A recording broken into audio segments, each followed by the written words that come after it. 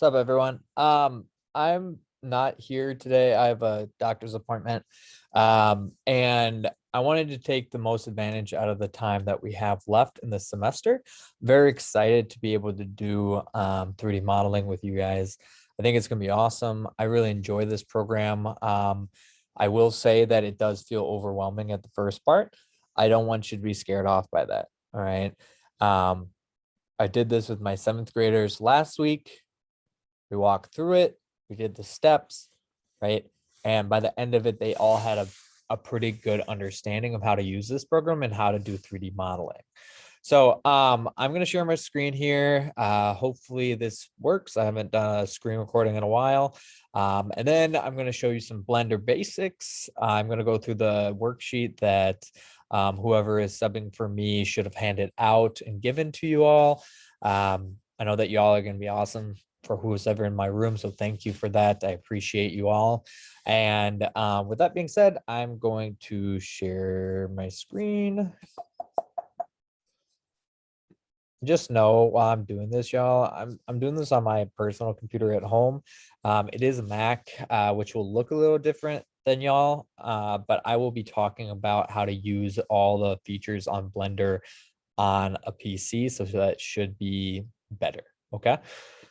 So let's see, share screen.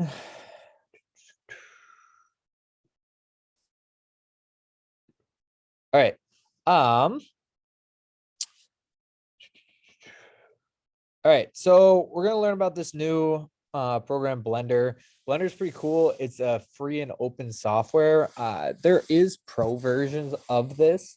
It costs a lot of money, and so it's pretty cool that Blender is an open source program in the fact that you can download it. It's free. It probably won't run super well on your laptops, just FYI. But other than that, it is phenomenal. In fact, some video games and animated movies have all been made on Blender, which is pretty incredible. So what is 3D modeling? Basically 3D modeling is a mathematical approach to creating a thing in a 3D virtual space. A lot of you, if you're like myself, love Star Wars, Marvel, animated movies, all those things. These are all possible due to 3D modeling.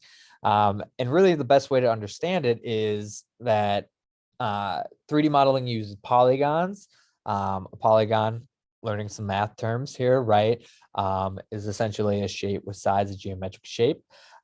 In this case, we use always starting with a cube, and you'll see that in a bit here later. But the idea is you start simple, right? Really blocky. The best way I can kind of describe this is if anyone's played Minecraft before, in Minecraft, right, you have a very blocky, very generic humanoid shape, right? Just made out of squares, right? That's a very basic polygonal shape. Then if you have something that is 3D printed or something that is animated. Sorry, I couldn't hear what you said. It has a ton more geometry. This kind of gives a quick example of what that means, right? So the more geometry that I add, the more that goes in here. Let's see.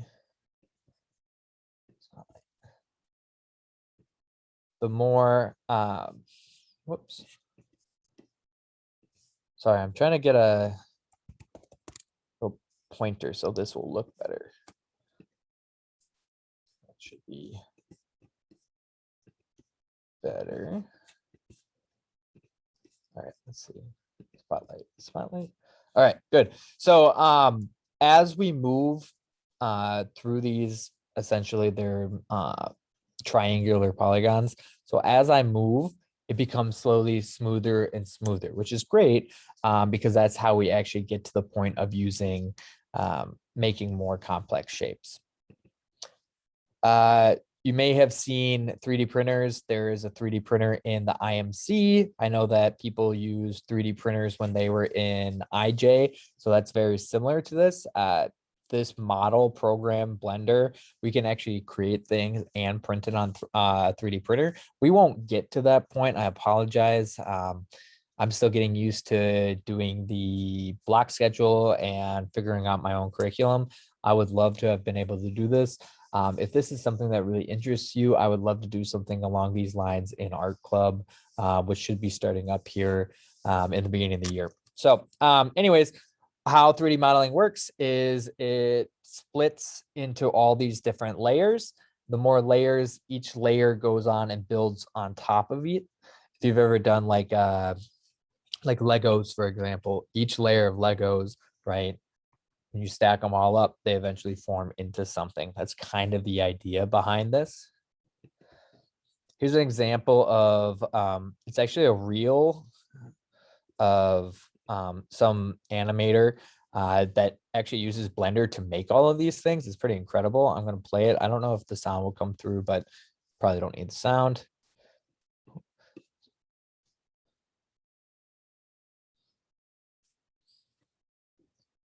So all of these are 3D modeled. They're all 3D modeled, but then put through an animation process. Again, we won't get here, but these all started off as very basic polygonal shapes, which then were simplified, or I guess not simplified, complexified. That's not a word. Made more complex as it went. And then in this case, they applied CGI to it to create these animated, or even in this case, super lifelike type image, right? This is how all CGI is done. They create a model of something and then apply various textures, techniques, movement, all these things to make it seem like it's real.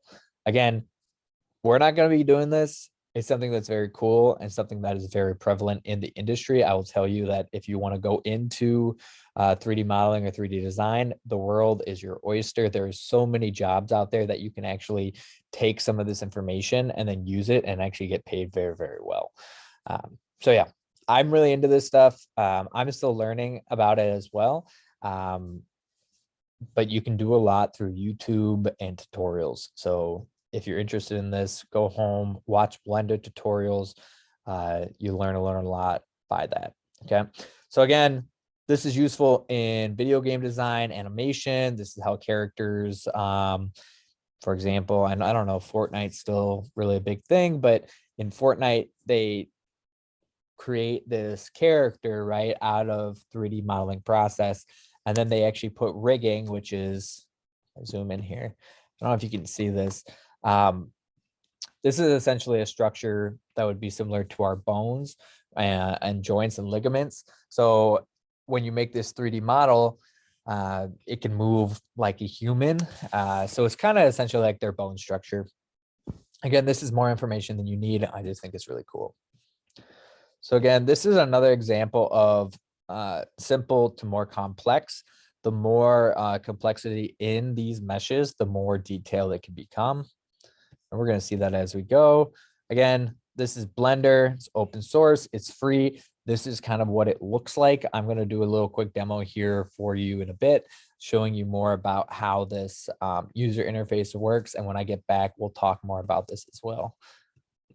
So it all starts off on the basis of a cube, and then you build off of it. If anyone's ever done Minecraft or anything like that, this should kind of feel familiar. As you make shapes, as you make more geometry onto something, for example, let's see here. I could make this into a bigger cube, and you'll see me do this when I do my demo. Could build onto this structure, and it becomes a more complex shape. Every time I add something onto it, it becomes more and more complex. Oh, I don't know how to erase this. There we go. So again, you can do a lot of different things. You can create animals, objects, food, whatever. Here's an example of a simplified object or character. Here's one that's more complex, more rounded, and actually more sculpted. There's a whole other side of Blender that I won't talk about, but you can make things that are very, very complex by doing a certain amount of things. So again, when I talked about that, y'all can do this because you can. This is an example of what I mean. This was 8th graders from pre-pandemic, so 2020 or 2019, and they made these all in Blender. These all started off at one point as a cube, and then we built on, constructed, and added all these things. The more we added to it, the more complex it got, and then we smooth everything out. We put lighting, color, and material onto it, and ended up with these things. So again, seems like a far way out. I get it, but we probably won't get this far of doing cups and things. Again, we're kind of running out of time here, but we will get to the point of making some simple objects. Let's see here. All right, so this is the worksheet that I gave you, and actually I'm going to share a different screen for this. Let's see, new share.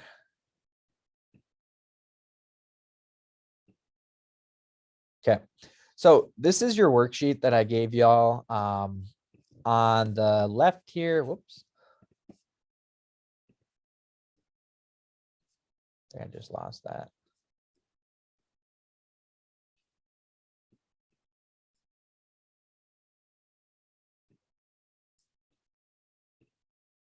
Nope.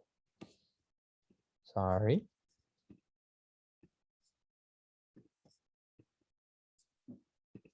All right, so this whole thing is basically based on that one cube, like I was talking about.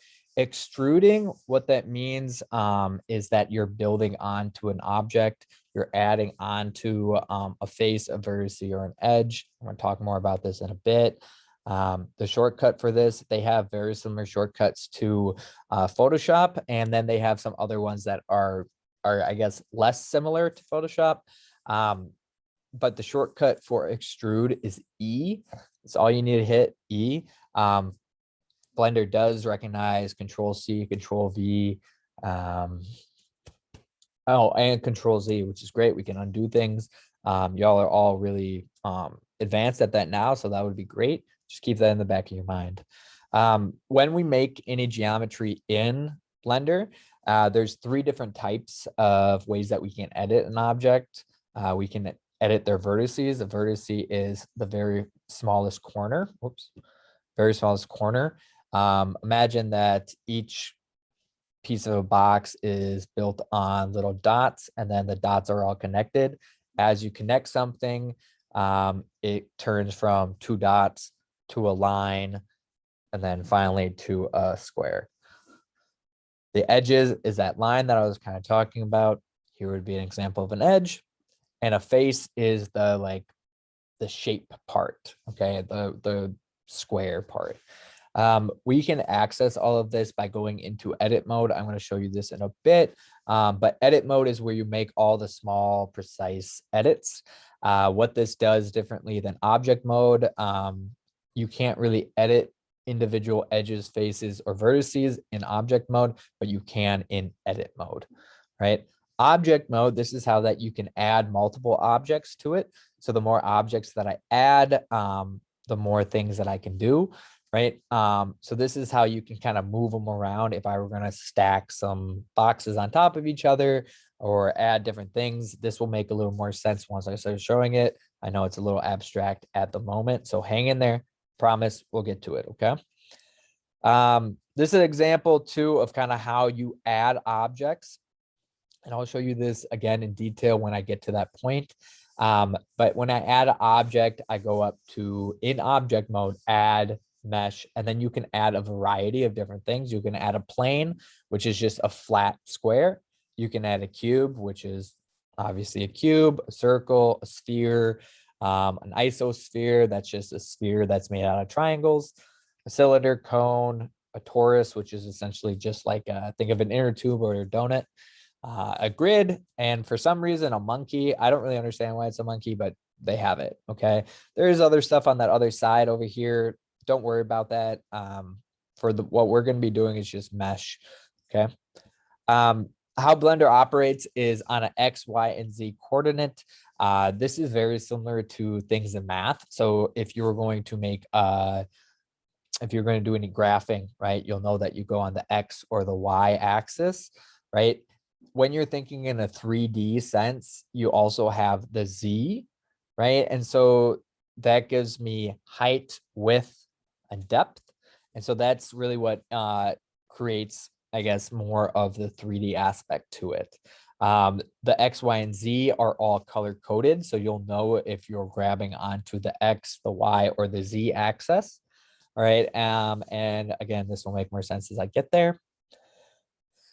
The X will allow you to move left to right, Y left to right, and Z up and down. The zoom tool, this is going to be a really useful one for you. The zoom tool is also, you can use the scroll wheel. And so on your mouse, the red little scroll wheel, if you scroll in, it will zoom in. If you scroll backwards, it will zoom out.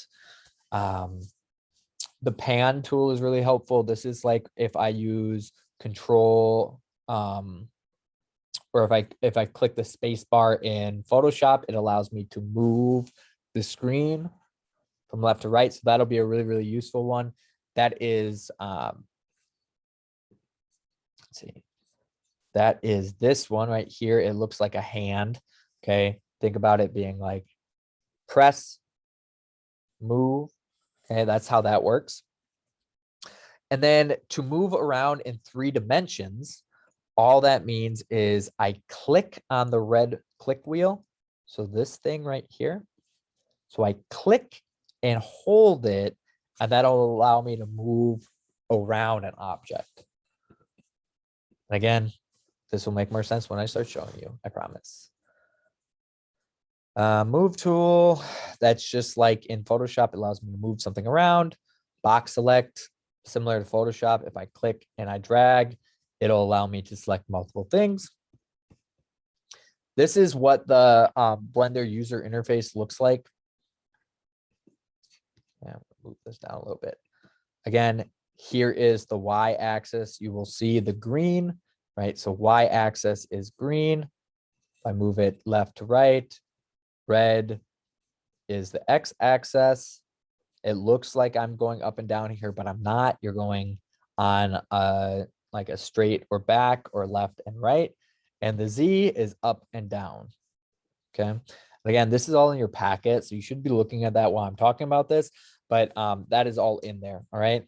The things over here do certain things. We're going to fill these out when I get back.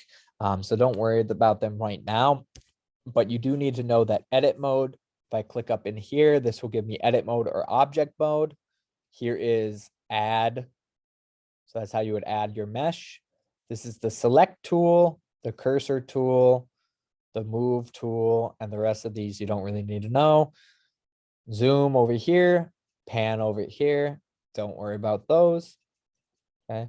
You don't really need to know this yet, but over here, this is essentially like Photoshop's layers. Okay. If you look over here, the eyeball, right? Very similar to Photoshop. It allows me to make things go away or make things reappear. Again, y'all, I know that this is a lot of information. I really do apologize, but I will tell you, it'll make more sense once you start playing around with it. And eventually today, once I'm done showing you this video, that's what you will be doing. Okay. These are other useful shortcuts. Okay. The shift and move mouse will allow you to pan. That essentially is the hand. This is just a faster way to do it. Again, I'm always in the business of working smarter, not harder, right? I want to make your life easier. And that's just a good way to know it. X will delete something. A will select all. Shift click is very similar to in Photoshop. If I want to collect multiple things, I hold shift and then I click, click, click, and then it will allow me to select different things.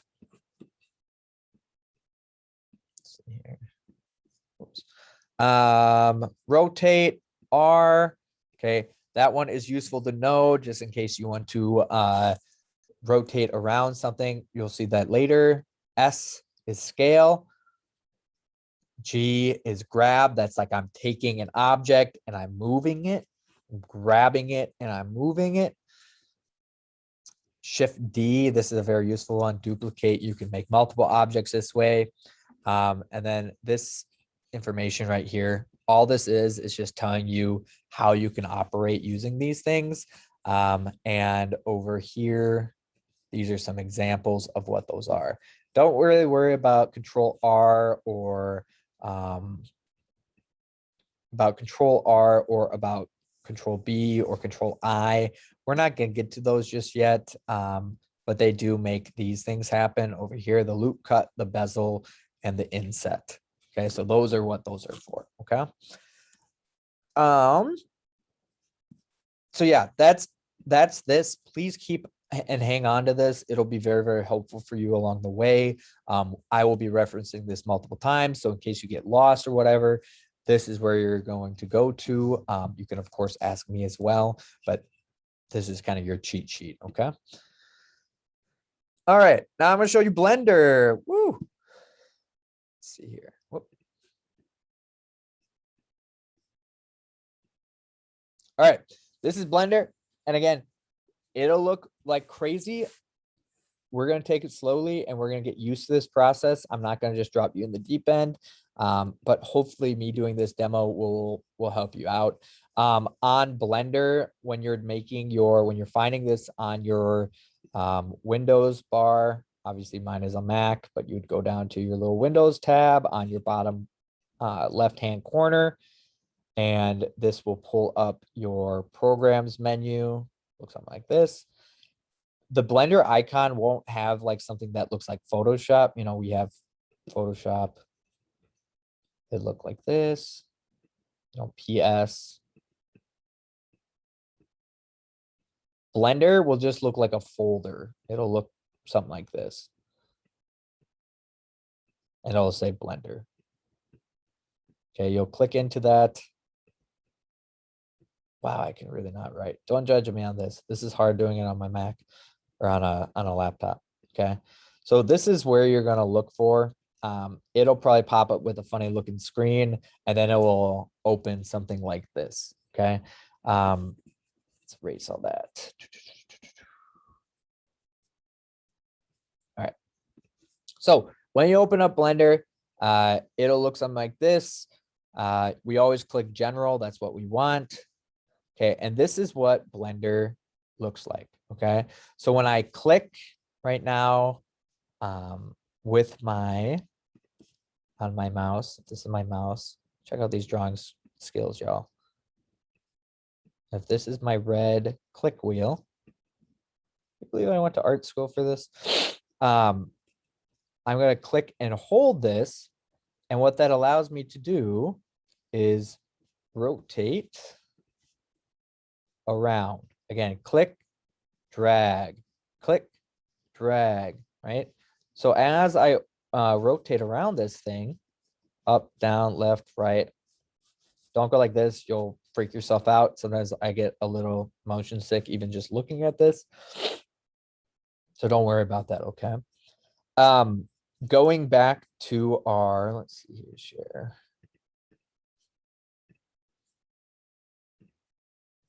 Going back to our,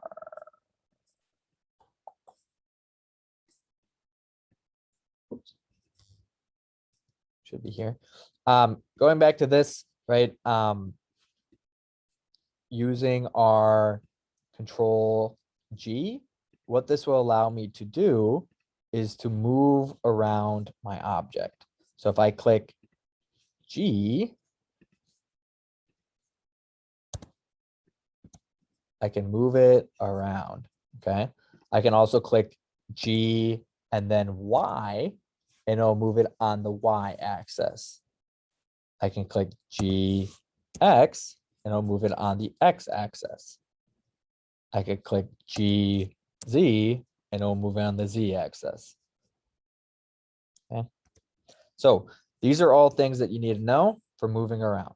Okay. So moving around, I can also add. All right. So I talked about this in that earlier today. We talked about how you can add multiple objects. I can go to add, which is up here on the top. Up here, add. And what this will allow me to do is add any mesh. So again, I go add mesh. You can add a plane. What that does looks like that. It's like a flat thing. I can go add mesh cube. We'll add another cube, add mesh circle, sphere, show you that. Kind of looks like the Death Star. What I'm doing right now, by the way, is if I click S, that's for scale. It allows me to make my object bigger or smaller. I just kind of pull it out using my mouse. Right. Also, if I want to delete something, I click X, delete, delete. And you'll notice that as I add things over here, if I go back to add mesh circle, it'll all show it in that tab. And circle's not as helpful. See, go back to a cube. I can always Control Z, Control Z, Control Z. That'll undo whatever I'm doing. So that's always a helpful thing to know. If you get like, oh shoot, I messed up, Control Z your way out. That's super helpful. Add mesh cube. Okay, so I can click again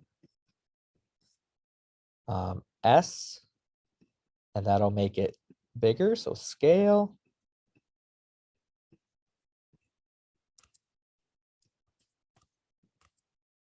Bigger. I can click R, and that will rotate. It's nice because a lot of these things, they obviously correlate to whatever they are. So R will rotate it. Click RZ, it'll rotate it on the X-axis. RX, X, RY on the Y, so on and so forth. Okay. Bigger, smaller, whatever. All right. I'm going to undo, back this up. Now, the other way that we can do this, obviously we're in object mode right now, which just allows me to make things bigger, add multiple things, whatever. But if I want to edit this any further, I have to go up here where it says object mode. And I'm going to click on object mode and change it to edit mode. Okay. Now, when I get to edit mode, you'll see that this gets a little different. Okay. Looks a little different. My box is highlighted a little bit. Oh, I can do text. Edges and faces. So with these three things over here, I'm going to go up to this top. Okay. So these things, the vertices is the first one. As you notice, these little dots are highlighted. Okay. If I go to edges, now the edges, see how that works? Edges are highlighted. If I go to faces, it just looks a little different, right? Okay. Now let's say I want to add or edit a face. Okay. I'm going to left click. Okay. Left click. Put this up here. Whoops. This equals select. Oh. So if I left click on the top part here, you'll now notice that that is the only one that is edited. Okay, it's the only one that's highlighted. The other parts are not. I should actually go into object. Sorry, I'm doing this on a rectangle and that's not helping. Put it back to a square. All right. So the top part of this cube is selected. I could then, if I wanted to change it, I could do SZ and that'll, oh, it won't do anything. SZ. I'm going to change the size. I'm not going to do that right now. I could do GZ and that'll allow me to drag it out. GX, GUI. So you're going to find that through this whole process, you're going to get really good at using multiple hotkeys, multiple shortcuts. The more you kind of pair them up, the easier Blender gets. Okay, so again, using shortcuts helps. Okay, just know that. And the good thing about Blender is all these things can be found online very easy or in your cheat sheet packet. Okay, don't forget about that cheat sheet packet. All right, now we're going to learn how to do extrude. Okay, extrude is just a fancy word for extending or adding on. So if I have my top or the left or the right or whatever selected and I click E, okay, if I click E, that's a shortcut key.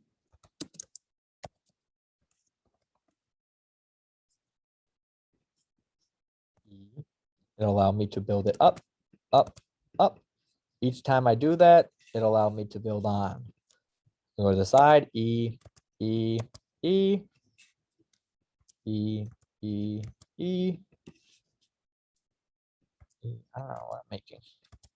Y'all ever play jacks or whatever? It's like the bouncy ball and the little metal. I think it's called jacks, right? Oops. See, I just messed up there. I did Control Z and that helped. All right.